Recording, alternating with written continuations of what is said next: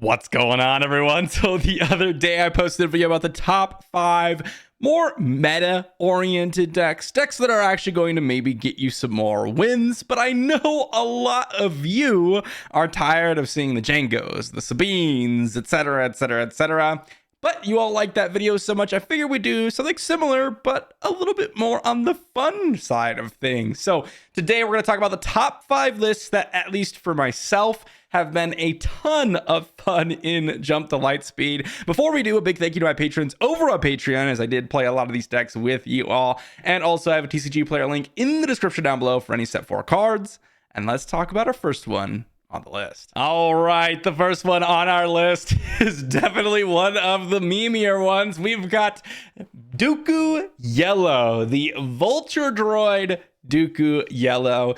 Obviously, there are many ways you could play Dooku Yellow, and you could definitely go a different direction. But one of the most fun things I have done in set 4 is simply lay out a triple arc raid, grab yourself an invisible hand, drop in a vulture droid, attack with that invisible hand, and drop in another vulture droid. That is one of the most powerful things, honestly, you can do. It is really strong, don't get me wrong, but it's also, the deck rather, not exactly extremely consistent. Now, I have made some modifications since the last time we have played this. I have definitely gone all in on trying to exploit some of these big space units out, including the bigger version of Invisible Hand with the new Kijimi Patrollers, which is really quite nice.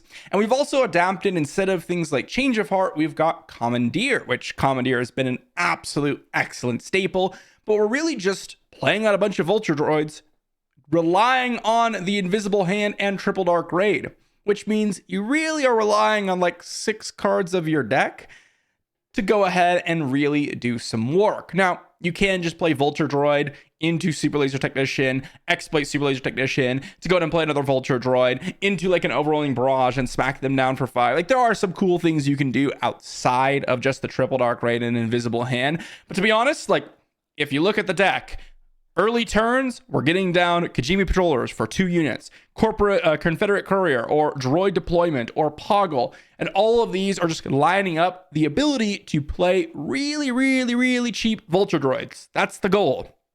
Either free with Count Dooku's ability, or the fact that you can go in and exploit out something like an Invincible or an Invisible Hand super early on. That is another nice thing about this is Invincible, the other space unit, because we've got Dooku as our leader, you can actually play that on turn 2. So you can have a turn 2 6/6 space unit. And if you follow that up with an Overwhelming Barrage in a couple turns later, or you go exploit out into Invincible, into the Invisible Hand, exploit it out, you can really curve out exceptionally well. And it's pretty consistent now with Kijimi Patrollers, Confederate Courier, and Droid Deployment.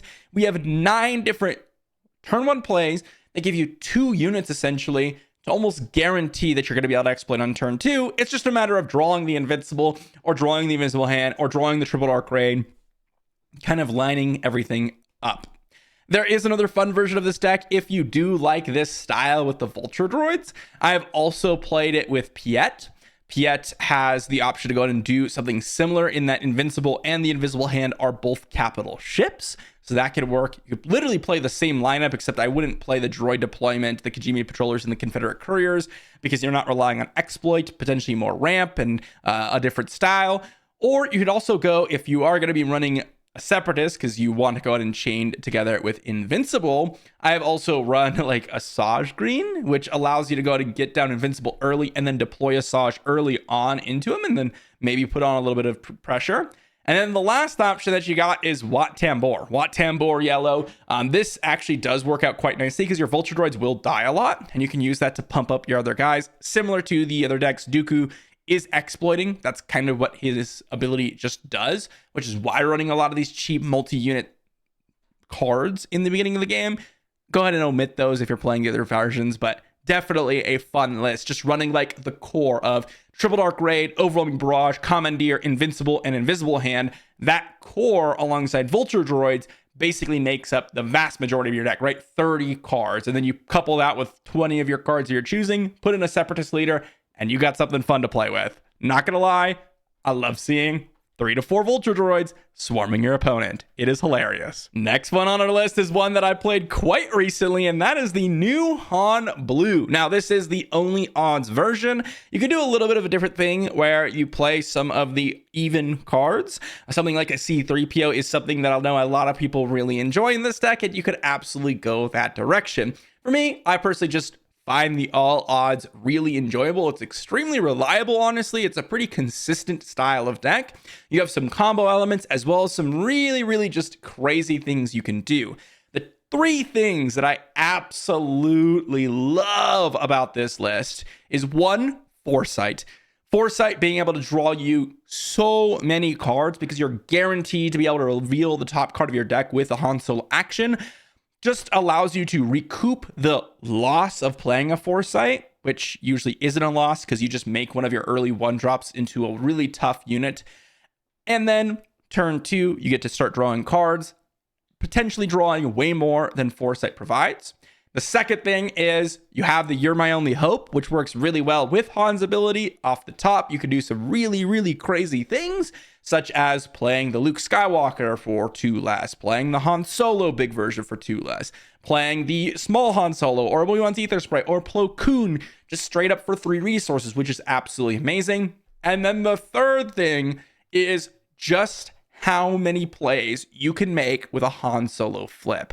And this is arguably the most fun thing to do with this deck and happened multiple times in the video when I was playing Han Blue. Of course, you've got a bunch of other 3-drops like Shuttle Tadarium that can generate value, Bo Shek that can draw you a bunch of cards. But when you reach that 5 resource turn, you're going to have multiple permanents, multiple units / upgrades on the board that have an odd cost. Oftentimes like an R2-D2, maybe a Wolfpack Escort, you got a Foresight on it, you put a 3-drop into play like a Concord Dawn Interceptors. So you've got 1 unit with a Foresight, Concord Dawn Interceptors, that's 3 already. You follow that up with like a Millennium Falcon or maybe a couple of 1-drops on the turn that Han comes down. You put all that into play, you flip Han as a pilot, he counts as a odd cost unit himself, or rather an odd cost upgrade, and you ready up 5 resources to play a Plo Koon after it, or Han Solo, or You're My Only Hope into Luke, or Waylay plus a couple of 1-drops. It's just crazy how many things you can do in a single turn with that Han Solo flip. And although that seems like, oh, aren't you going to run out of cards? As I mentioned earlier, we've got Foresight drawing us cards. We got Bo Shek refilling our hand with 2 cards. We've got Red Squadron X-Wing, which I found to be pretty good to draw you an additional card. You have You're My Only Hope, potentially playing something massive off the top, which kind of cheats in terms of cards. And you have R2-D2 in the early game, alongside some other ways to look through your deck to maybe put something on the top or bottom and do a little bit of filtering. It is amazingly fun. You draw a ton of cards, you play a ton of units and a ton of upgrades, and you overall just get to look through so much of your deck. And then you have a few events here and there to kind of mess with your opponent. It is crazy fun. It is extremely weird. It is not a style that's typical in this game, like drawing a bunch of cards and then being able to actually take advantage of those cards is not something that's really typical, but Han Blue is actually capable of it and really worth giving it a shot. Next one is one that I played very early on, as soon as we saw the addition of like Director Krennic plus the new shuttle. Since then, we've got a bunch of new additions. One of them is going to be the new Iden Versio, the one that goes ahead and pilots on, gives a shield token, is a +3/+3 upgrade. Alongside that, we've got the new Corvus. This combination works pretty well in Gar Saxon because you don't actually necessarily have to go ahead and move Iden to the Corvus, but to another vehicle you're running. Of course, you are still running the Director Krennic that's new, which combos really nicely with that shuttle. But overall, the whole goal of this deck is just to play units that are naturally upgraded to get a ton of value.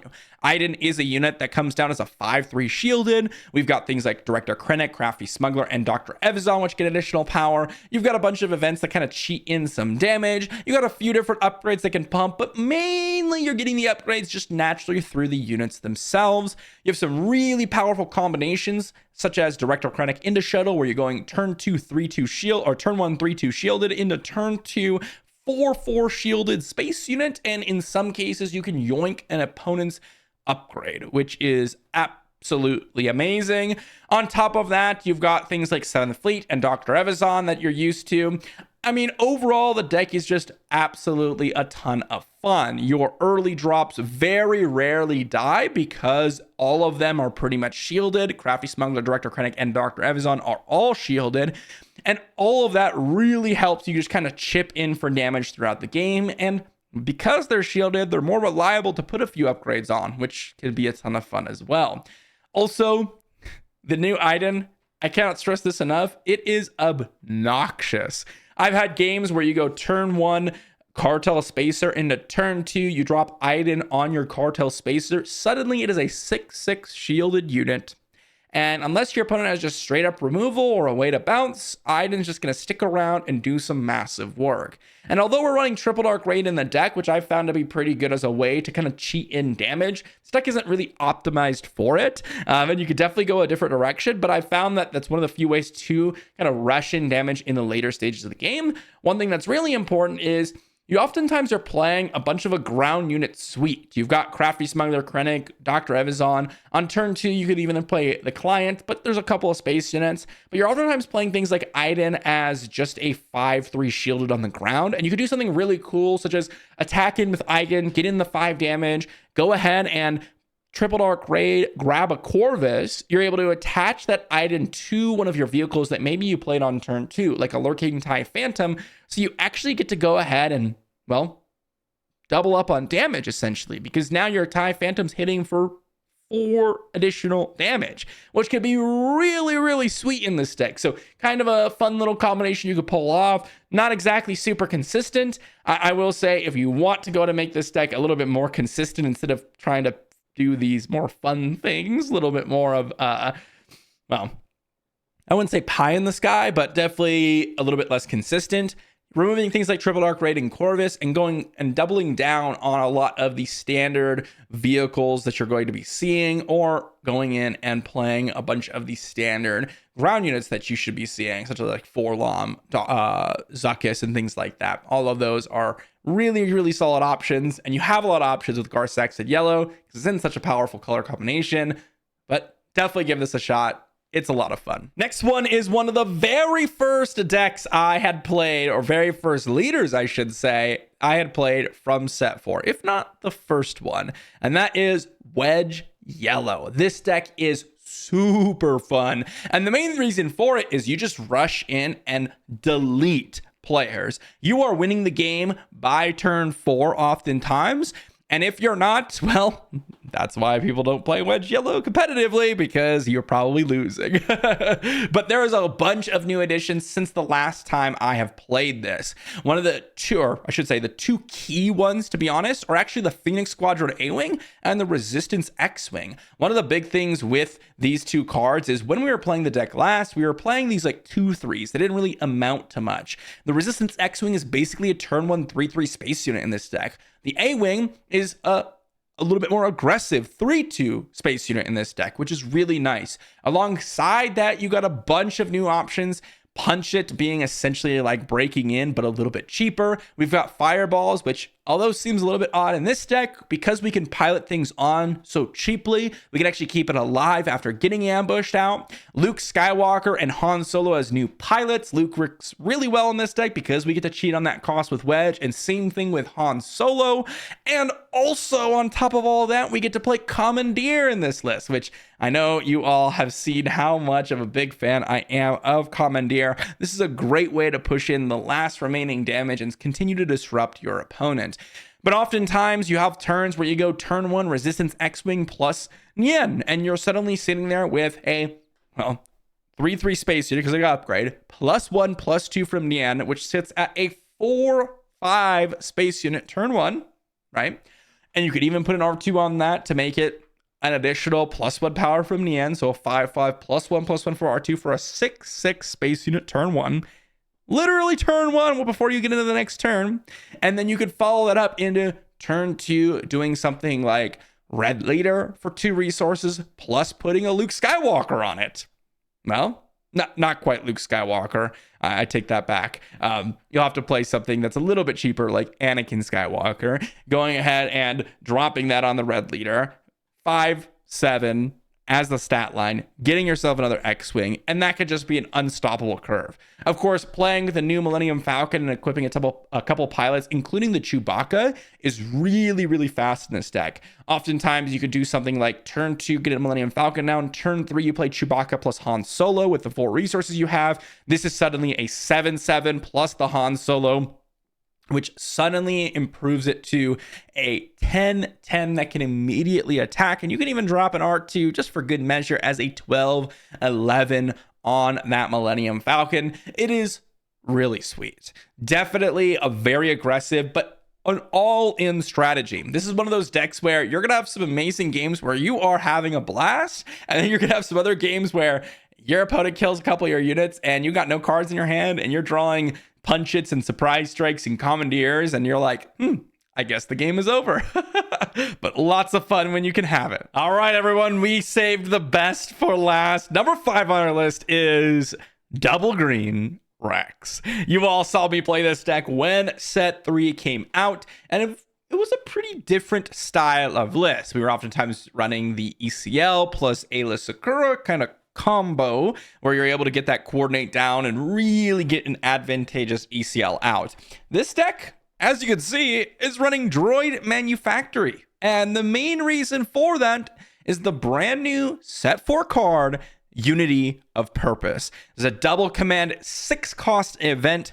For each friendly unit with a different name, give each unit you control +1/+1 for this phase. So if you have 2 units that have different names, and maybe like, let's say you have a double clone trooper token and Captain Rex out. Well, suddenly 2 units have the same name, so you're gonna give +2/+2 to all 3 units. This obviously gets more intense as you get more units. And with this deck, we're ideally hitting +3/+3 or even +4/+4 when Unity of Purpose comes down.